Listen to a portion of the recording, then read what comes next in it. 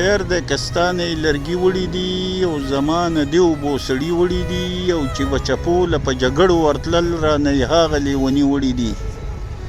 او لکه د ګل په شان ښایسته ماشومان د مور د غېږې نه مرګي وړي دي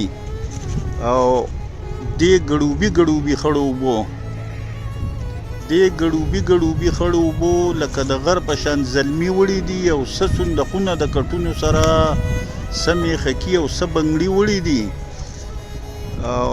د چا دوکان د چا هوټل وران شوی د چا کورونه د چا یې کور د چا پټي وړي دي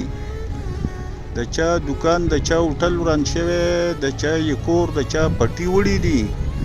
او ولې به نه جاړي په چغو چغو ورله سیلاب 15 بچي وړي دي او ته چې راغلی یې په چا پسې وس هغه ملګري یې وختي وړي دي او عثمان خیالي الله دې صبر راکړي راله یې غوښې د زړګي وړي دي